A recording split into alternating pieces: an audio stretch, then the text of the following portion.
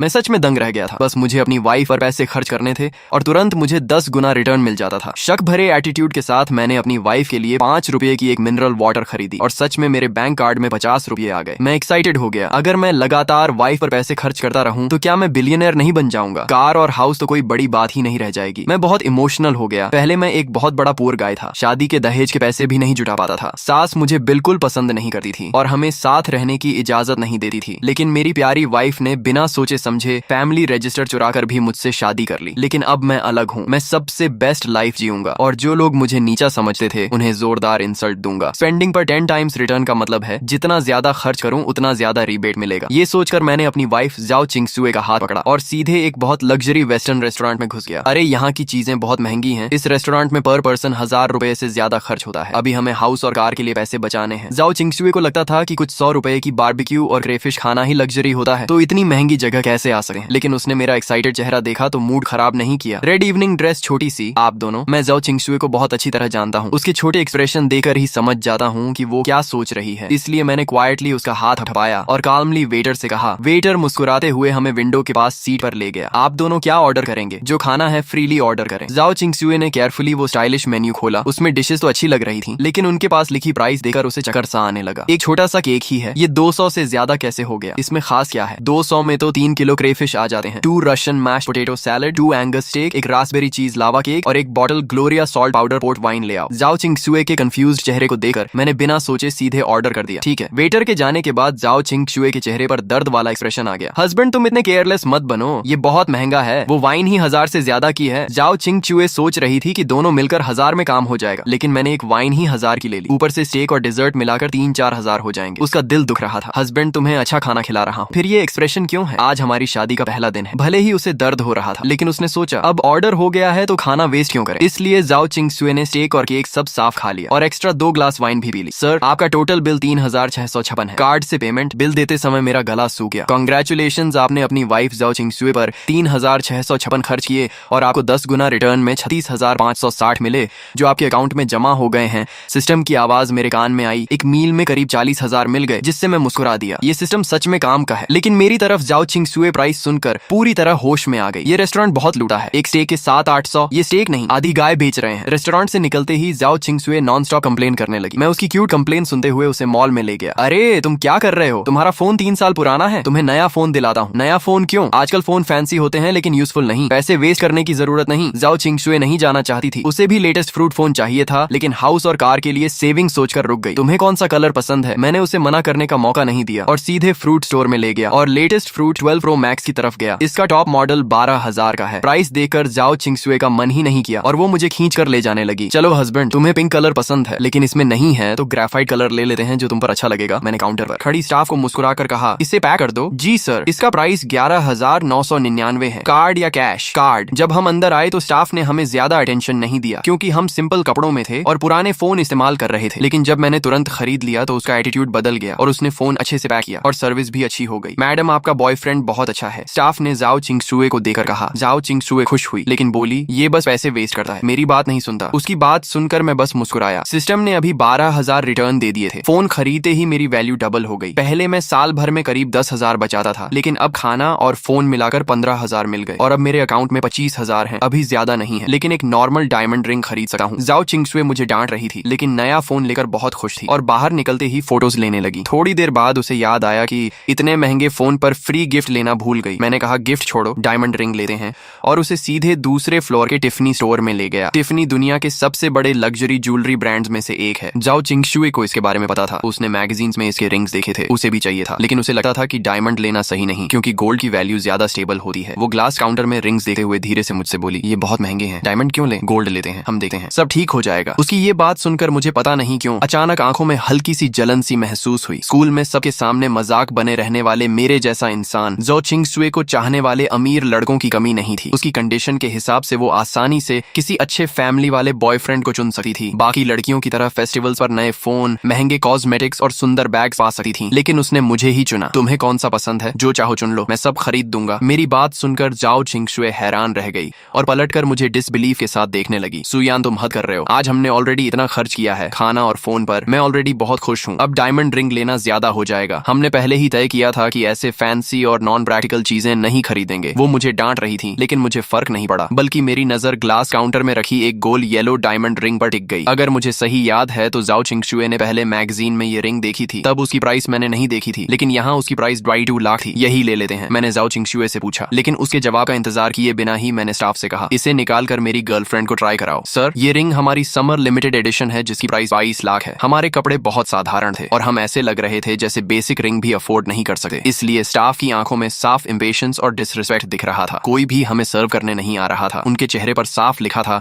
अगर खरीद नहीं सकते तो देखने क्यों आए हो, 22 लाख ये बहुत महंगा है, चलो यहाँ से चलते हैं। जाओ चिंगशुए ने मेरा स्लीव पकड़कर धीरे से कहा, कोई है जो हमें ये दिखाएगा। रिंग खरीदने आए और ऐसा बिहेवियर देखकर मुझे गुस्सा आया, लेकिन आज मेरा अच्छा दिन था, इसलिए मैंने खुद को कंट्रोल किया और फिर से स्टाफ से पूछा। उनमें से एक स्टाफ मेरे कॉन्फिडेंस और इंसिस्ट देकर थोड़ी हेजिटेट हुई, लेकिन फिर रिंग निकाल कर मुझे दे दी और मुस्कुराकर बोली, अपनी गर्लफ्रेंड को ट्राई कराइए, ये येलो डायमंड प्योरिटी और फॉरएवर लव को रिप्रेजेंट करता है और आपकी गर्लफ्रेंड पर बहुत अच्छा लगेगा। मैंने जाओ चिंगशुए को रिंग पहनाई तो वो परफेक्टली फिट थी, बिना कुछ बदले, इसलिए मैंने तुरंत कहा, इसे पैक कर दो। मेरी बात सुनकर जाओ चिंगशुए शॉक हो गई और स्टाफ भी कुछ सेकंड के लिए फ्रीज हो गई। उसने रिंग सिर्फ कर्टेसी में दिखाई थी, उसे नहीं लगा था कि हम खरीदेंगे, लेकिन मेरे कॉन्फिडेंट बिहेवियर ने उसे भी सरप्राइज कर दिया। आमतौर पर अमीर लोग भी इतनी एक्सपेंसिव रिंग खरीदने से पहले सोचते हैं, लेकिन मैं ऐसे बिहेव कर रहा था जैसे 22 लाख कुछ भी नहीं। तभी पीछे से एक अजीब सी बनावटी आवाज आई, अरे शाओक्शु, तुम यहाँ क्या कर रही हो, अभी तक पेमेंट नहीं किया क्या? ये लिनमो थी जो कॉलेज में ग्रीन टी गर्ल के नाम से जानी जाती थी। जाओ चिंगशुए ने कहा, तुम यहाँ? लिनमो ने फेक स्माइल के साथ कहा, मैं अपने हस्बैंड के साथ रिंग देखने आई हूँ, और अपनी कार्टियर ब्रेसलेट दिखाते हुए बोली। फिर उसने एडवाइस देने के टोन में कहा, जाओ चिंगशुए, हमें चीजें खरीदे वक्त कंपेयर करना चाहिए और बेस्ट वैल्यू वाला लेना चाहिए। जैसे रिंग यहाँ से लेने की जरूरत नहीं है, यहाँ बहुत एक्सपेंसिव है। अर्ली टून के अंडरग्राउंड मार्केट में सस्ती रिंग्स मिलती हैं जो तुम्हारे लिए परफेक्ट रहेंगी। उसके टोन में केयर था, लेकिन असल में वो इंसल्ट कर रही थी। उसका हस्बैंड बोला, तुम खुश रहो, बस जो चाहो खरीद लो। लिनमो ने स्वीट बनकर कहा, ज्यादा एक्सपेंसिव नहीं चाहिए, 5-6 लाख की रिंग काफी है। लेकिन उसकी आंखों में डिससैटिस्फैक्शन साफ दिख रही थी, क्योंकि उसका हस्बैंड हाई सैलरी होने के बावजूद कंजूस था और बड़ी मुश्किल से उसने उसे रिंग दिलाने के लिए मनाया था। उसे पता था कि उसे ज्यादा एक्सपेंसिव रिंग नहीं मिलेगी, लेकिन 5-6 लाख की रिंग भी दिखाने के लिए काफी थी। तभी मैंने जाओ चिंगशुए के कंधे पर हाथ रखकर लिनमो से कहा, सॉरी, मेरी वाइफ इतनी सस्ती रिंग्स नहीं देखती, इसलिए तुम्हें रेकमेंड नहीं कर सकते। ये सुनकर लिनमो का स्माइल तुरंत गायब हो गया। वो शो ऑफ करना चाहती थी, लेकिन मेरी बात से उसका इंसल्ट हो गया। उसने सोचा मैं सिर्फ दिखने में अच्छा हूँ और ज्यादा अफोर्ड नहीं कर सकता, इसीलिए उसने हंसते हुए कहा, क्या तुम ये रिंग खरीद सकते हो? लेकिन अगले ही पल वो शॉक हो गई, क्योंकि मैंने स्टाफ से कहा, क्या देख रही हो, जल्दी पैक करो, और अपना कार्ड दे दिया। स्टाफ ने तुरंत रिस्पेक्ट के साथ रिंग पैक की और कार्ड रिटर्न किया। रिंग लेकर हम जाने लगे और जाते वक्त मैंने लिनमो से कहा, मेरी वाइफ को 5-6 लाख की रिंग्स अगली लगी, इसलिए उसने देखी भी नहीं, लेकिन शायद तुम्हारे लिए उनमें कुछ अच्छा मिल जाए। ये सुनकर लिनमो गुस्से से कांपने लगी और कुछ बोल नहीं पाई। जाओ चिंगशुए भी हंस पड़ी। शॉप के स्टाफ भी सब देख रहे थे और लिनमो शर्म से जल रही थी। अपनी इज्जत बचाने के लिए उसने अपने हस्बैंड का हाथ पकड़ लिया और एटीट्यूड दिखाने लगी और 20 लाख की रिंग्स देखने लगी। करीब 20 लाख के आसपास की ज्वेलरी देखते हुए भी वो कभी डायमंड को इम्परफेक्ट बताती तो कभी डिजाइन को आउटडेटेड कहती रही और आखिर में सिर उठाकर चली गई। सच में कितना शो ऑफ करती है। हाँ, सही कहा। जब रिंग देख रही थी तब तो उसकी हालत ऐसी थी कि जैसे बस लेने ही वाली है, और अब कह रही है रिंग अगली है। ऐसे लोग भी होते हैं क्या, नहीं खरीद सकते तो सीधा बोलो ना। सच में क्लासिक सावर ग्रेप्स वाली बात है। शॉप के स्टाफ सामने तो लिनमो और उसके हस्बैंड से पोलाइटली बात कर रहे थे, लेकिन जैसे ही दोनों बाहर गए तुरंत उनके चेहरे पर डिसरिस्पेक्ट दिखने लगा। सबने मिलकर उनकी कंप्लेन की और फिर उस स्टाफ को देकर बोले, जिसने तुम्हें और जाओ चिंगशुए को अटेंड किया था, यूए आज तुम्हारी किस्मत बहुत अच्छी थी। वो लड़का देखने में तो सिंपल लग रहा था, लेकिन निकला बहुत रिच। हाँ यार, 22 लाख की रिंग बिना सोचे खरीद ली और दिखने में भी इतना स्मार्ट। सच में लकी है उसकी वाइफ। ये वही टाइप का आदमी है जो खुद कम खर्च करता है, लेकिन वाइफ को खुश रखने के लिए सब करता है। यूए भी बहुत खुश थी, क्योंकि इस एक सेल से उसका पूरा वीक का टारगेट पूरा हो गया था,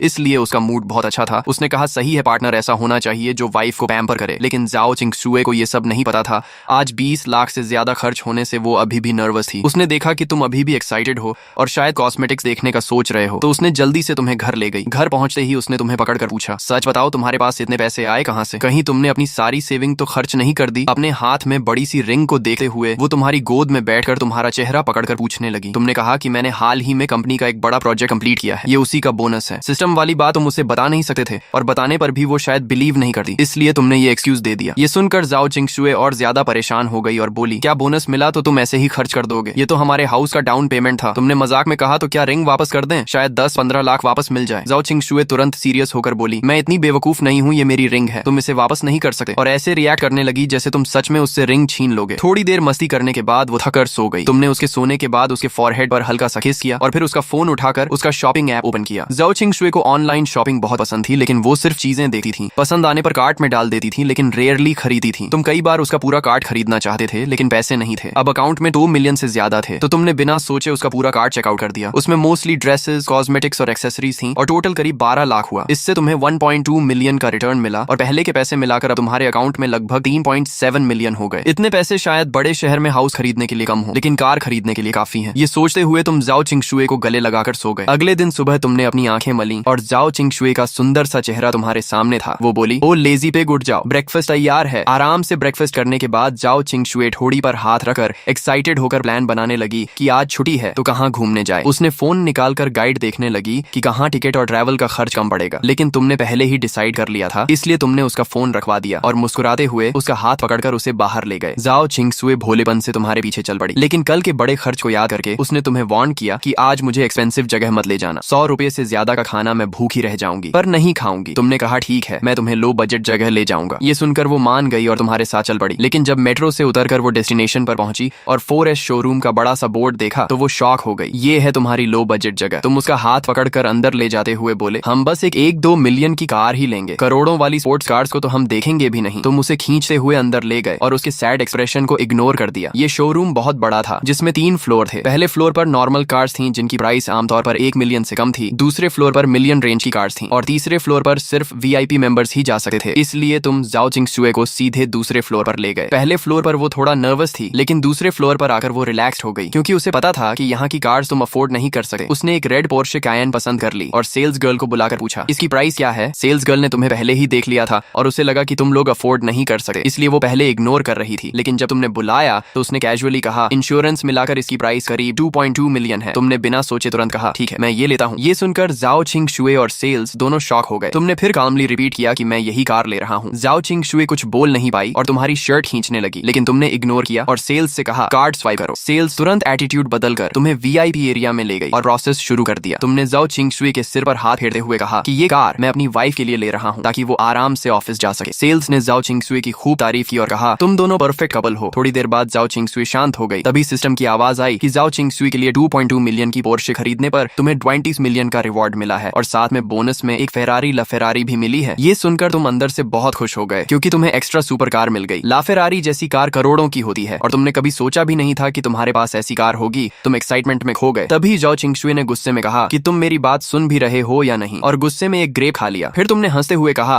कि हम एक हाउस भी खरीद लेते हैं। ये सुनकर वो फिर सीरियस हो गई और बोली, अभी हाउस बाद में देखेंगे, ये कार ही तुम्हारे सारे पैसे खत्म कर चुकी होगी। लेकिन फिर भी उसने कहा कि फ्यूचर में हम मेहनत करके हाउस जरूर लेंगे और सस्ता एरिया में बड़ा फ्लैट लेना बेटर होगा बजाय महंगे एरिया के छोटे हाउस के। तुमने उसकी बात याद रख ली और उसे देखते रहे क्योंकि वो तुम्हारे लिए जेन्युइनली वरी कर रही थी। पिछले कुछ दिनों में तुमने उसके लिए एक्सपेंसिव रिंग और कार खरीदी थी, इसलिए उसे लग रहा था कि तुमने अपनी सारी सेविंग्स खर्च कर दी हैं। शायद उसके पेरेंट्स ने भी तुम्हारी हेल्प की हो, लेकिन असलियत कुछ और ही थी। दोनों VIP एरिया में चाय पी रहे थे और तुम सिस्टम के रिवॉर्ड के बारे में सोचकर अंदर ही अंदर खुश हो रहे थे। तुम्हें लग रहा था कि अब तुम्हारी लाइफ पूरी तरह बदल चुकी है और अब तुम जो चाहो वो खरीद सकते हो। जाओ चिंगशुए अभी भी तुम्हें समझा रही थी कि पैसे बचाना जरूरी है और फ्यूचर के लिए प्लानिंग करनी चाहिए, लेकिन तुमने उसे काल्म करते हुए कहा कि अब सब ठीक हो जाएगा और उसे टेंशन लेने की जरूरत नहीं है। तुमने मन ही मन डिसाइड कर लिया कि अब तुम उसे हर वो चीज दोगे जो उसने कभी चाही थी और फिर उसे अपने पास खींचकर आराम से उसके साथ बैठ गए। वो सोच रही थी कि हम तो एक नॉर्मल फैमिली से हैं, इतना पैसा आखिर आता कहाँ से है जो ऐसे खर्च हो रहा है। लेकिन वो मना भी नहीं कर पा रही थी क्योंकि उसे अंदर से लग रहा था कि शायद तुम्हें गिल्ट है और तुम उसे मटेरियल चीजों से खुश करना चाहते हो। तभी उसके फोन पर उसकी फ्रेंड की हन का मैसेज आया कि आज वीकेंड है, दोपहर में हॉट पॉट खाने चलें। मैंने एक बहुत टेस्टी रेस्टोरेंट ढूंढा है। जाओ चिंगशुए थोड़ी देर के लिए सोच में पड़ गई। फिर उसने तुमसे पूछा, तुमने लोकेशन देखी तो वो 4S शोरूम के पास ही थी, इसलिए तुमने तुरंत हाँ कर दी और कहा कि हम कार लेकर आते हैं, तब तक वेट करो। इस बार तुमने कार फुल पेमेंट में खरीदी थी, इसलिए सेल्समैन भी बहुत पोलाइट हो गया और पूरी सुबह में सारे पेपर वर्क और इंश्योरेंस वगैरह कंप्लीट कर दिए। उधर ची हन पहले ही कार लेकर रेस्टोरेंट के बाहर पहुंच गई थी। उसके घर की कंडीशन ठीक थी और उसे अकेले मैजिक सिटी में स्ट्रगल करते देख उसके घर वालों ने ग्रेजुएशन के बाद ही उसे एक 1 लाख की ग्रेट वॉल कार दिला दी थी। भले ही कार बहुत एक्सपेंसिव नहीं थी, लेकिन रोज मेट्रो में भीड़ झेलने और बाहर जाने पर कैब के पैसे देने वालों के लिए वो काफी कंफर्टेबल लाइफ थी। कभी कभी जाओ चिंगशुए भी उसकी कार यूज करके शॉपिंग चली जाती थी। कार लेने के बाद तुम दोनों भी रेस्टोरेंट पहुंच गए। चीहान बार बार मैसेज कर रही थी तो जाओ चिंगशुए ने रिप्लाई किया कि हम पहुंच गए हैं, लेकिन चीहान को कोई दिखा नहीं। तभी उसके सामने एक रेड पोर्शे कायन आकर रुकी। नई चमचमाती पोर्शे देखकर वो थोड़ी जेलस हो गई क्योंकि पुराने मॉडल भी 1 मिलियन से ऊपर के आते हैं और ये तो लेटेस्ट मॉडल था, कम से कम 2 मिलियन का होगा। वो सोचने लगी कि वो कब ऐसी कार चलाएगी। तभी पैसेंजर डोर खुला और जाओ चिंगशुए बाहर निकली। उसे देखकर की हन शॉक हो गई और मजाक में बोली कि पोर्शे चलाने वाला ड्राइवर भी कितना मेहनती है। जाओ चिंगशुए हंसते हुए बोली, ये कार मेरे हस्बैंड ने अभी मेरे लिए खरीदी है। ये सुनकर चीहन और भी शॉक हो गई और बोली, मजाक मत करो, मैं तुम्हारे हस्बैंड को अच्छे से जानती हूँ, वो कैसे ये कार खरीद सकता है। उसका ये कहना इंसल्ट नहीं था। अगर 2-3 लाख की कार होती तो वो मान लेती, लेकिन ये पोर्श कायन थी। और सुबह ही उसने जाओ चिंगशुए की रिंग वाली पोस्ट देखी थी। 1 साल पहले ग्रेजुएट हुई लड़की के पास इतने पैसे होना पॉसिबल नहीं था। तुमने कहा तुम लोग अंदर जाओ, मैं पार्किंग करके आता हूँ। जाओ चिंगशुए ने तुम्हें जल्दी आने को कहा और तुम्हारे गाल पर किस किया। ये सब देखकर चीहन को थोड़ा ऑकवर्ड लगा। फिर दोनों अंदर जाकर बैठ गई। चीहान ने फिर पूछा, क्या ये कार सच में तुम्हारी है? जाओ चिंगशुए ने हाँ कहा। और तुमने मजाक में कहा कि मैं नहीं चाहता था इतनी महंगी कार, लेकिन इसने इंसिस्ट किया। चीहान ने कहा तुम बहुत लकी हो। फिर दोनों बैठकर बात करने लगी। जाओ चिंगशुए ने कहा तुम भी बॉयफ्रेंड ढूंढ लो। चीहान ने साई लेकर कहा बॉयफ्रेंड मिलना इतना आसान नहीं है, उसके पीछे लोग तो आते हैं, लेकिन या तो बहुत गरीब होते हैं या बहुत अगली। उसने बताया कि उसने हाल ही में फॉर्चून कैलकुलेट किया और उसे बताया गया कि उसे ट्रू लव 30 साल में मिलेगा। जाओ चिंगशुए को ये सुनकर क्यूरियोसिटी हुई और उसने भी ट्राई करने का सोचा। चीहन ने तुरंत उस मास्टर का कॉन्टेक्ट भेज दिया और उसकी खूब तारीफ की। जाओ चिंगशुए ने डरते हुए तुम दोनों के नाम भेजे और लव फॉर्चून चेक किया। रिजल्ट में लिखा था कि तुम दोनों साथ नहीं रह पाओगे। ये देखकर उसका दिल बैठ गया, क्योंकि उसके पेरेंट्स भी इस रिलेशन के खिलाफ थे। उसने तुरंत सोल्यूशन पूछा, लेकिन सामने वाले ने मना कर दिया कि इसका कोई सोल्यूशन नहीं है। तभी तुम पार्किंग करके आए और देखा दोनों फोन में लगे हैं। तुमने फोन लेकर बिना सोचे 1000 ट्रांसफर कर दिए और कहा फिर से कैलकुलेट करो। चीहन को ये देखकर गुस्सा आ गया और बोली तुम मास्टर की इंसल्ट कर रहे हो। लेकिन तुरंत ही दूसरा रिजल्ट आया जिसमें लिखा था कि तुम दोनों परफेक्ट कपल हो और हमेशा साथ रहोगे। ये देखकर तुम खुश हो गए और फोन वापस दे दिया। जाओ चिंगशुए भी खुश होकर तुम्हारे पास आ गई। चीहन गुस्सा होकर बोली तुमने पैसे वेस्ट किए, लेकिन जाओ चिंगशुए बोली रिजल्ट अच्छा है। फिर उसने चीहान को भी कहा कि वो भी दोबारा ट्राई करे, लेकिन चीहान ने मना कर दिया और कहा पहले खाना खाते हैं। हॉटपॉट आने के बाद वो सब भूल गई और नॉर्मल हो गई। खाने के बाद पार्किंग में जाकर उसने कार के साथ फोटोज लिए और फिर जाओ चिंगशुए को शॉपिंग चलने के लिए बोला।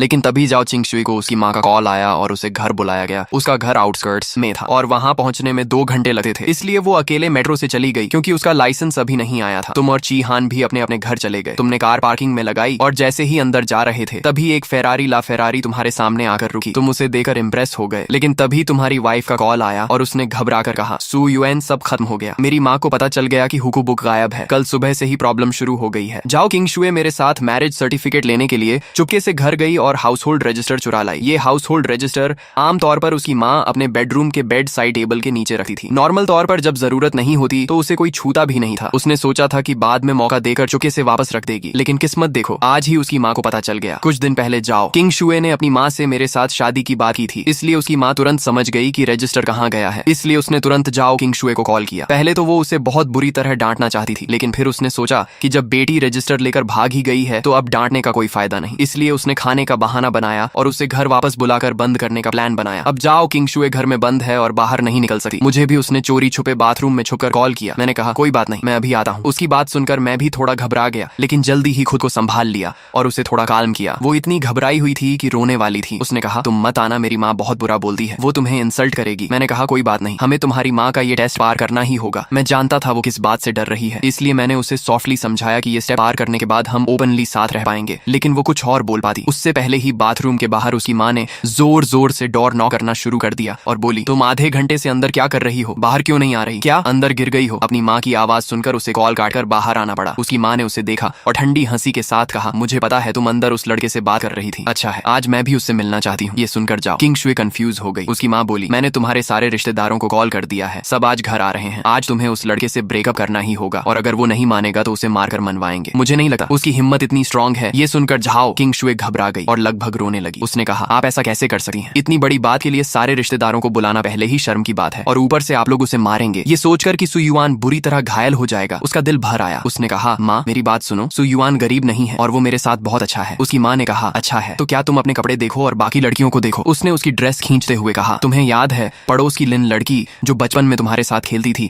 वो पढ़ने के लिए बड़े शहर गई और वहाँ एक अमीर लड़के से रिलेशनशिप में आ गई जिसके घर में बिजनेस है। उसकी शादी बहुत ग्रैंड हुई और लड़के वालों ने 1 मिलियन कैश दिया और उसके परिवार को घर और कार भी खरीदी। कुल मिलाकर 5 मिलियन खर्च किए। जाओ किंगशुए ने कहा माँ वो लोग अलग हैं, हम कंपेयर नहीं करते। उसकी माँ बोली मैं भी कंपेयर नहीं करना चाहती, लेकिन मैं उसे रोज अच्छे कपड़ों में देखती हूँ और वो बाहर निकलते वक्त एक कदम भी नहीं चलती, जबकि तुम रोज जॉब करती हो और खुद के लिए नए कपड़े भी नहीं खरीदी। ये देखकर मुझे दर्द होता है। उसने अपने सीने पर हाथ रखकर कहा मुझे तुम्हारी चिंता होती है, समझी? ये सुनकर जाओ किंगशुए रो पड़ी और अपने मुंह पर हाथ रख लिया। तभी डोरबेल बज गई जिससे दोनों की बात रुक गई। वो अपना चेहरा छुपाकर कमरे में चली गई और उसकी माँ डोर खोलने चली गई।